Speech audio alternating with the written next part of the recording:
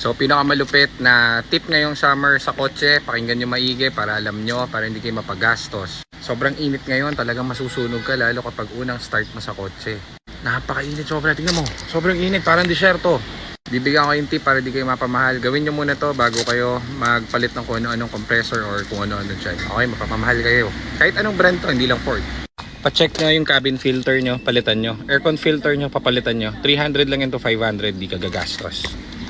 Pangalawa niyan, yung inyong, pwede kayong magpa-coat ng cleaning sa aircon. Cleaning, dapat mura lang yun, mga 1,500 to 2,000, mga ganyan. Cleaning ng aircon, then drain ng freon nyo sa aircon, pa-full blast kayo ng freon ulit para okay. Tanong nyo yan sa mga nag-aircon, magagaling naman yung mga yan.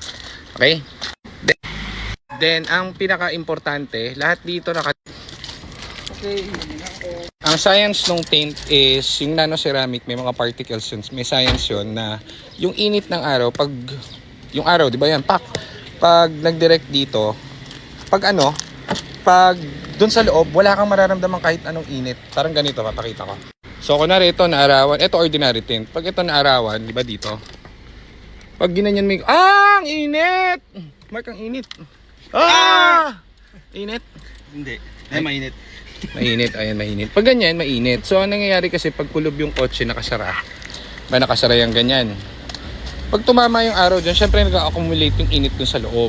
Pumapasok lahat ng init nyo sa loob. So, pag in-start nyo yung kotse nyo at pagpasok, napaka-init yan, sunog kayo. Lalo kung naka-leather seats ka, sunog ka dyan, boy, sigurado. So, yung nano-ceramic na sinasabi ko na tint, iba ito. Pag nag-direct yung sunlight dito, bumabanda. So, kapag ang gamit mo dito nano-ceramic na tint, pag ginanon mo dito, wala kang mararamdaman kahit anong init. As in, talagang subok ko na yun, guys. Promise, 1,000%. Wala talagang init.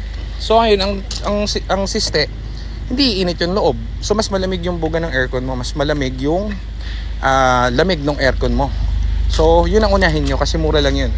Mag-invest kayo doon, parang 5,000. Siguro ngayon mas mura pa yun kasi 2 years ko na napakabit yun eh. So mga 5,000. Any brand, basta ang hanapin yung tint, nano-ceramic tint. So tignan nyo yun ulit yung accent ko. Transparent yan pero maniwala kayo sa'yo, walang init yan. Ang makakagamit nito guys, is yung mga kunwari Mirage yan. May nag-inquire kasi tropa kahapon, Mirage. Engine na 1.2 lang. Yung mga mabababa ang ang displacement na makina. Mga hindi 1.5, mga hindi 1.6. Medyo aircon nun eh, medyo bitin.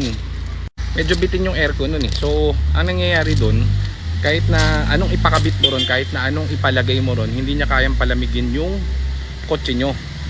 Kaya ang maganda nyo gawin pero pag gabi malamig. Ibig kaya sabihin nun, sobrang init, nagpapumapasok dun sa kotse nyo, hindi niya kayang palamigin yung loob ng kotse. Kaya gawin nyo yun. Huwag kayong magpakabit ng kung ano-ano dun sa aircon. Ang gawin nyo muna first, pa-cleaning nyo, pa-refreon nyo, tapos bumili kayo ng tint na nano-ceramic.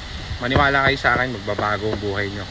Thank you na lang kayo sa comment section, pero yan namang advice ko is para makatipid kayo at para dun sa mga, yun nga, mga naka-Mirage na hirap kasi ang ang aircon nun eh. Yung mga modelong Mirage ngayon, hindi ko alam, pati yung mga modelong Vigo. Pero, based on experience, sa dami ko na nabenta na ganun, medyo, pag sa direct sunlight, medyo hindi talaga ganun kalamig. Kasi nga, syempre, yung makina nun medyo maliit. Ang science nun, syempre, yung alternator niya, hindi kaya mag-power ng mas malakas na aircon. Kaya, ganun lang talagang kaya niyang ibigay na lamig. So, tulungan nyo yung aircon nyo by adding up a ceramic nano coating. Ayun ko, yung tawag, alam ko, nano ceramic tint.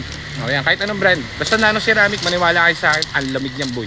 Okay, so, alis muna kami and yun ang tip ko for today.